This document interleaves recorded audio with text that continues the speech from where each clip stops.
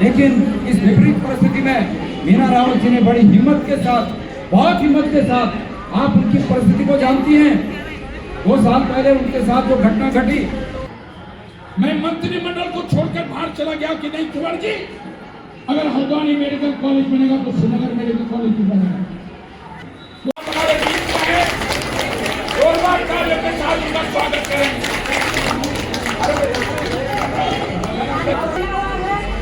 मैं चाहती हूँ कि प्यार के साथ, किसी जुनून के साथ, किसी प्यार के साथ आप सबके हैं कांग्रेस का झंडा बुलंद करते हुए घर घर में यह आवाज पहुँचाएंगे कि मीना रावत जी का समर्थन करो, मीना रावत जी का वोट करो। मेरी आप सबसे यही प्रार्थना है, क्योंकि मेरी ताकत, मेरी शक्ति इसलिए मैं आप सबसे विनम्र निवेदन करना चाहता हूँ कि आप सब लोग बहन मीना रावत जी को इस समय धीरे बनाकर भेजें और निश्चित रूप से पूरे नगर निगम क्षेत्र का विकास होगा, इस बात को दावे के साथ मैं कह सकता हूँ।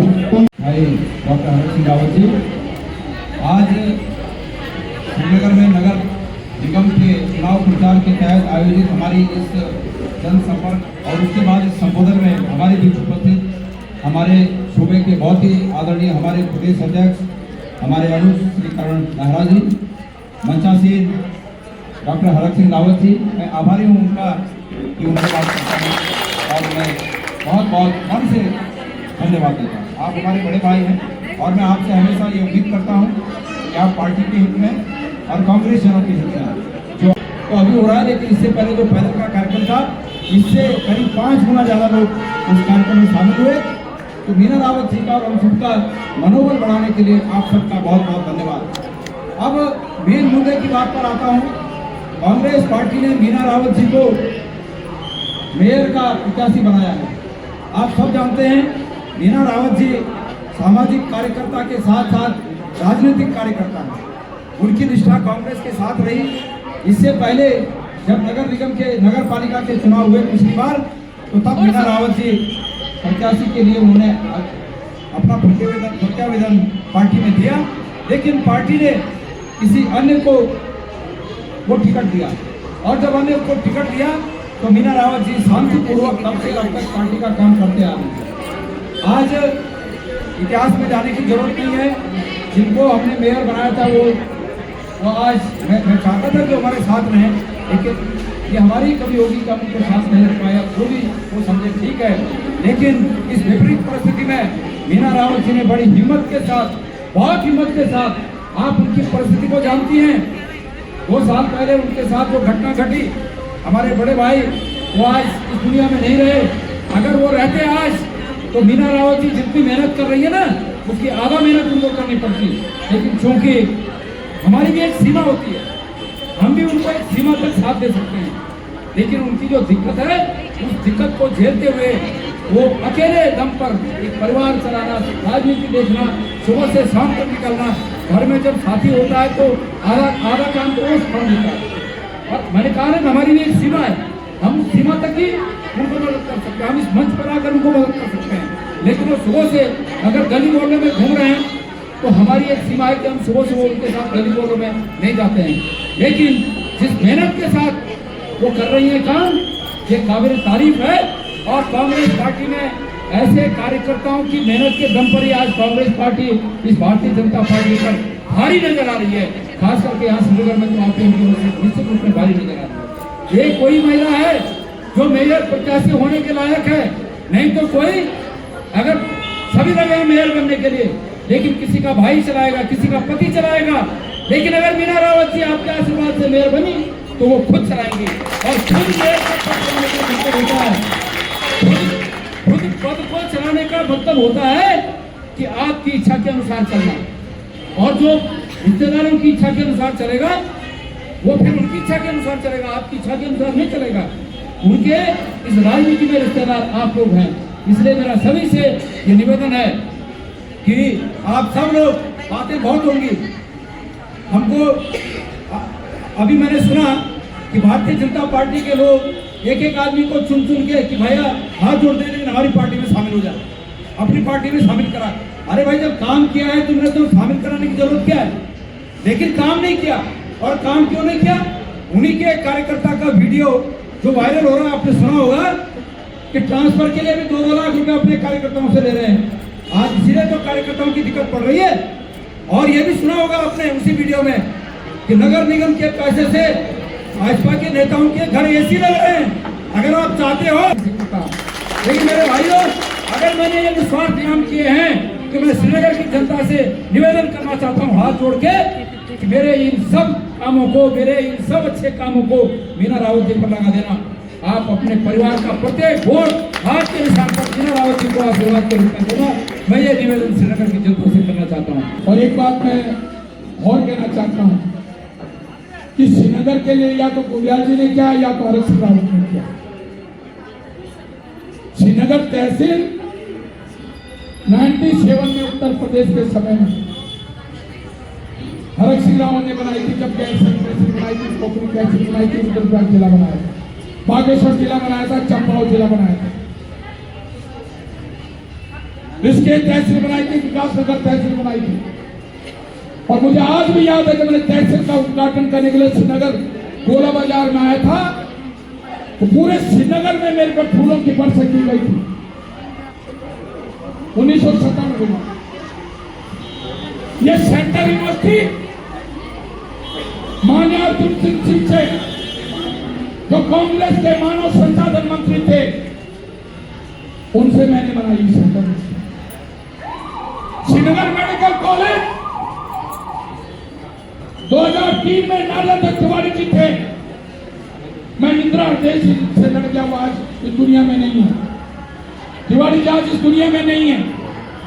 मैं मंत्रिमंडल को छोड़कर बाहर चला गया कि नहीं तिवारी जी, अगर हल्द्वानी मेडिकल कॉलेज बनेगा तो श्रीनगर मेडिकल कॉलेज भी बनेगा।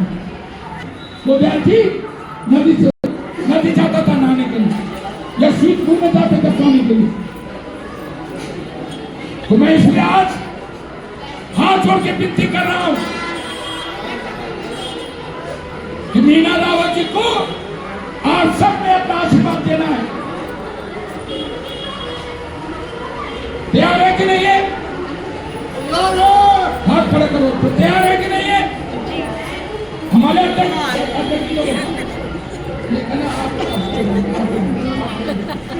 ये कमलेश्वर भगवान के जन्मभूमि है।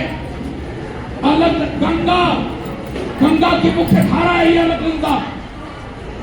आपको सबको गंगा की कसम है, कसम महादेव की कसम है, कमलेश्वर महादेव की कसम है, केदार बाबा की कसम है।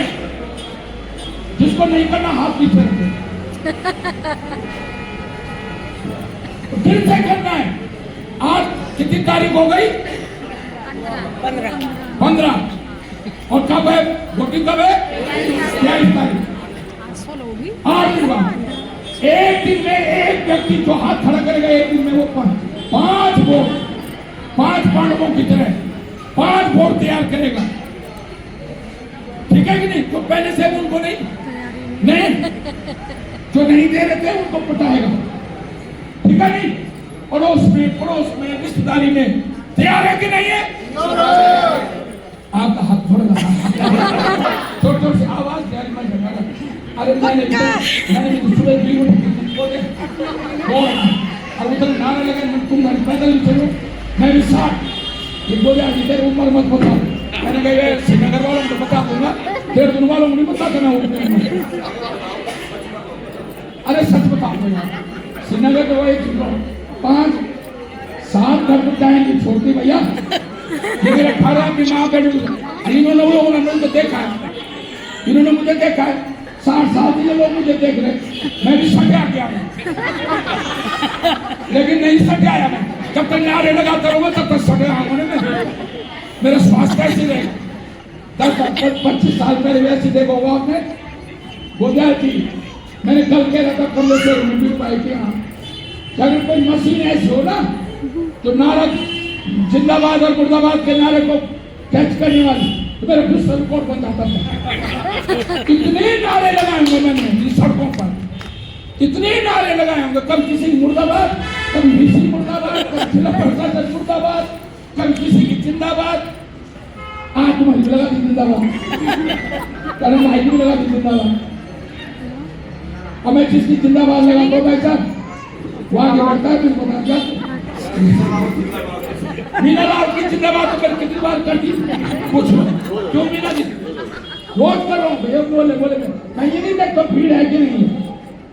अरे चाहे चार ही लोग, बहादुर चार ही लोग, बहुत दुनिया में के अंदर बुधियार जी बड़ी बड़ी क्रांतियां ना लाखों करोड़ों लोग नहीं करते हैं। 5-10 वीरांगनाएं मिल जाए ना, 5-10 नौजवान, 5-7 क्रांतिकारी मिल जाए तो क्रांति आ जाती है। तो तैयार है कि नहीं है? पक्का पक्का पक्का। भारत माता की, भारत माता की।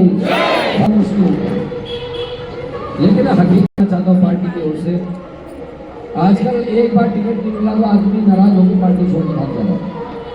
लेकिन आपको जब पिछले बार टिकट नहीं मिला और उसके बाद भी आप कांग्रेस के लिए काम करते रही, पहले हमारे अध्यक्ष भी रही आप, और आज भी आप कांग्रेस में आस्था है, और इसके लिए मैं आदरणीय गोदियाल जी को, हरक सिंह दोनों को धन्यवाद देता हूं, जिन्होंने जब मीटिंग चल रही थी दोनों ने आपका नाम का प्रस्ताव रखा और दोनों ने पूरी ताकत से कहा कि वही एक ऐसे इंसान है जिसको पार्टी को सम्मान देना चाहिए।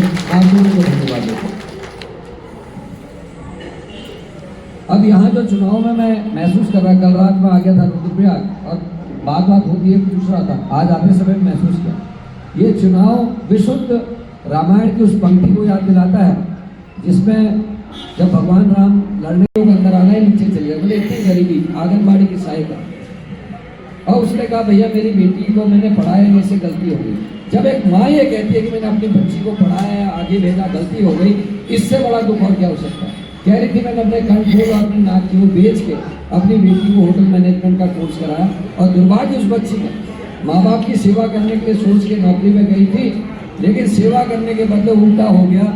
बीजेपी के एक मंत्री के होटल में नौकरी लगी और उसके लड़के ने उससे गलत काम करने के लिए कहा, वीआईपी को सर्विस देने के लिए कहा। बच्ची बहादुर थी, गढ़वाल की बेटी थी, उसने कह दिया कि मैं गलत काम नहीं करूँगी चाहे मर जाऊँ, उसको सच में मार दिया। जब हमने उसके शरीर को देखा, जब वो मिली हम, तो उसके शरीर में सिगरेट से जलाने के दाग थे, उसके आगे के दांत तोड़े हुए थे, मतलब इतनी बुरी तरीके से उसको मारा था। ऐसे में कौन माँ होगी जो अपनी बेटी को कहीं नौकरी के लिए जाने देगी। उसके अलावा भी अभी 2 महीने पहले, आप सबने अखबार देखते हैं, टीवी देखते हो, देहरादून जो हमारी राजधानी है जिससे पूरे उत्तराखंड को जाना जाता है, वहाँ के ISB की मतलब रोडवेज बस के स्टेशन में 13 साल की बच्ची का बलात्कार, उसका सोल्यूशन हो जाए। तो जैसे आज घूम रहे हैं तो भी मेयर साहब जो हैं वो माहौल में मतलब आपने, और माननीय हमारे ये सौभाग्य की बात है कि आपको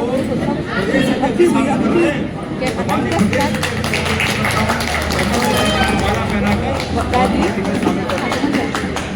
अमन भाई का बहुत बहुत स्वागत है।